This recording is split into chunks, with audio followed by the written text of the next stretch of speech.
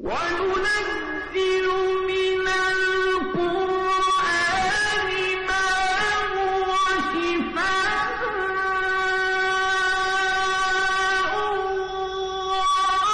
ورحمة للمؤمنين.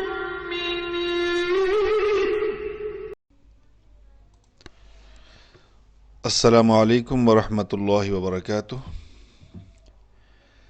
मैं हूँ मोहम्मद Abdullah. Lesson number 217 यानी 217 में आज हम सूरह आराफ की आयत नंबर 189 से तिलावत करेंगे। नए आने वाले दोस्तों से गुजारिश है कि हमारे इस यूट्यूब चैनल को सब्सक्राइब करने के साथ साथ बेल आइकॉन को भी प्रेस कर दीजिए ताकि हर न्यू क्लासेस की नोटिफिकेशन आप तक बर वक्त पहुँच सके। और ये कि लेसन 1 से स्टार्ट करें ताकि आज के इस सबक को समझने में मदद मिल सके। और अभी हमने जो एक नया सिलसिला शुरू किया है वो भी न्यू एंड ओल्ड दोनों किस्म के जो सब्सक्राइबर्स हैं उनके लिए इंशाल्लाह उसमें आसानी होगी। लेसन के एंड तक जब आप पहुंचेंगे तो वहाँ पे आज हम जो मश्क करेंगे वो है दाल, दाल, रॉ और ज़ा। ये 4 हरूफ की मश्क जो है वो आप कर सकेंगे। तो चलिए शुरू करते हैं। अऊज़ु बिल्लाहि मिनश शैतानिर रजीम। बिस्मिल्लाहिर रहमानिर रहीम।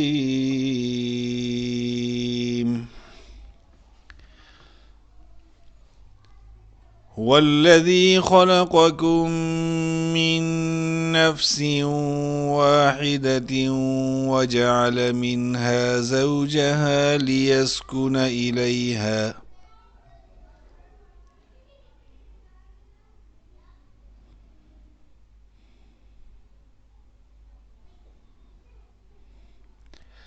فلما تغشاها حملت حملا خفيفا فمرت به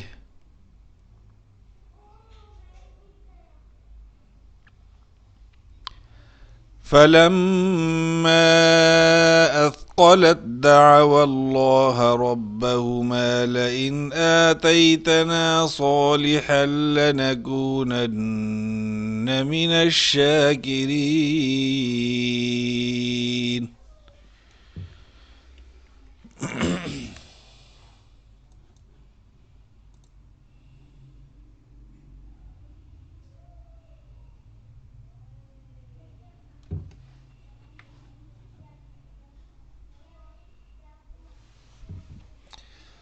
فلما آتاهما صالحا جعلا له شركاء فيما آتاهما فتعالى الله عما يشركون.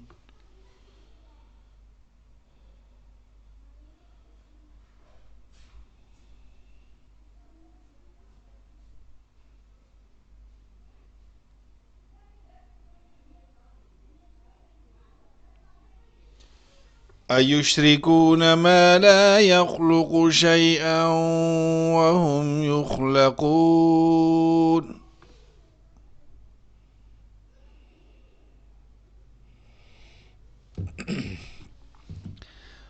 ولا يستطيعون لهم نصرا ولا أنفسهم ينصرون.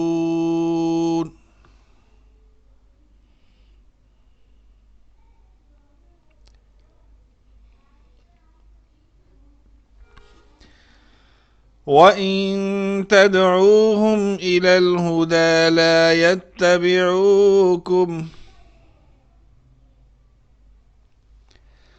سواء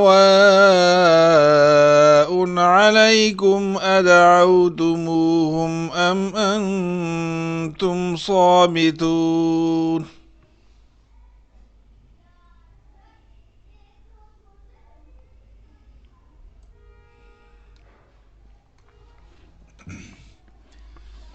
إن الذين تدعون من دون الله عباد أمثالكم فادعوهم فليستجيبوا لكم إن كنتم صادقين.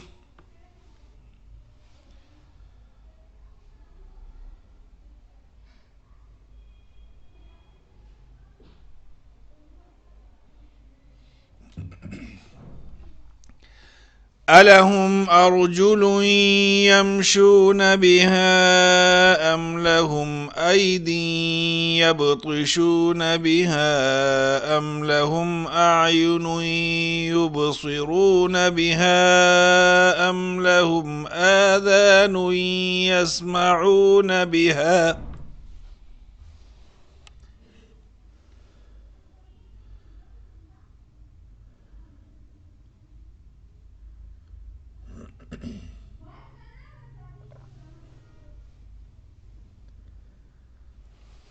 قل ادعوا شركاءكم ثم كيدون فلا تنظرون.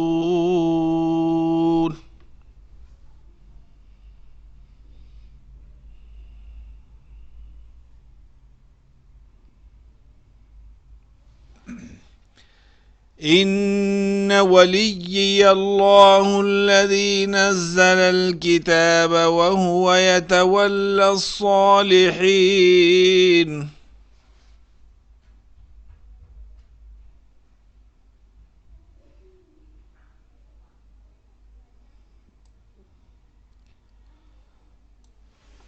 والذين تدعون من دونه لا يستطيعون نصركم ولا أنفسهم ينصرون.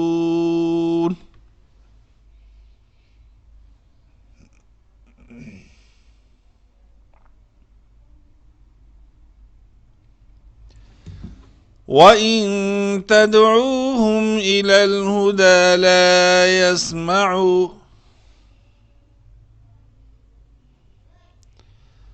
وتراهم ينظرون إليك وهم لا يبصرون.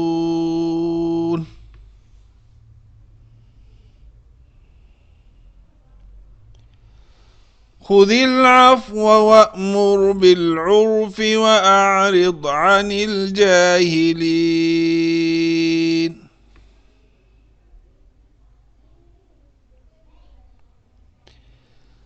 وإما ينزغنك من الشيطان نزغ فاستعذ بالله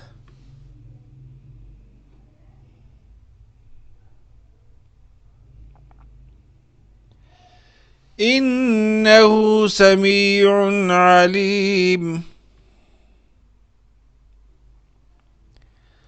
إن الذين اتقوا إذا مسهم طائف من الشيطان تذكروا فإذا هم مبصرون.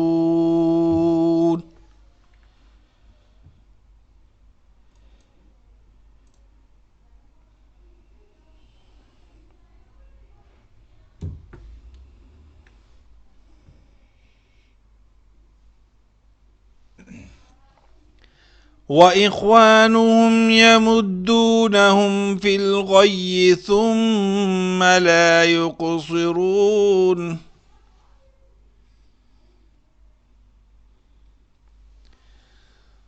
وإذا لم تأتهم بآية قالوا لولا اجتبيتها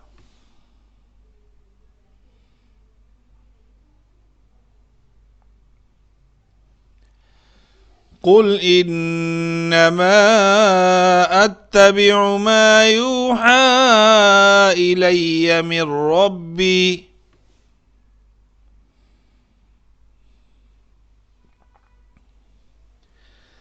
هذا بصائر من ربكم وهدى ورحمة لقوم يؤمنون.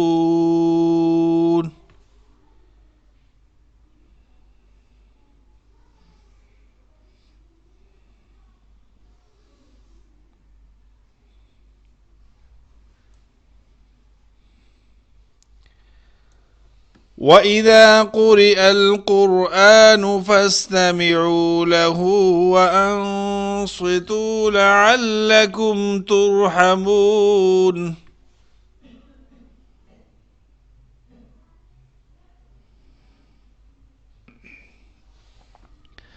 واذكر ربك في نفسك تضرعا وخيفة ودون الجهر من القول بالغدو والآصال ولا تكن من الغافلين.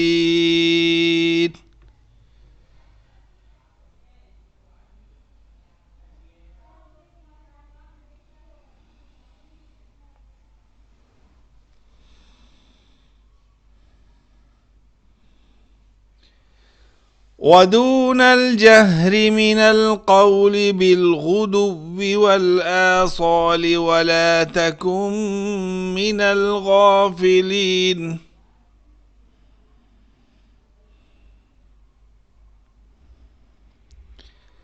إن الذين عند ربك لا يستكبرون عن عبادته ويسبحونه وله يسجدون.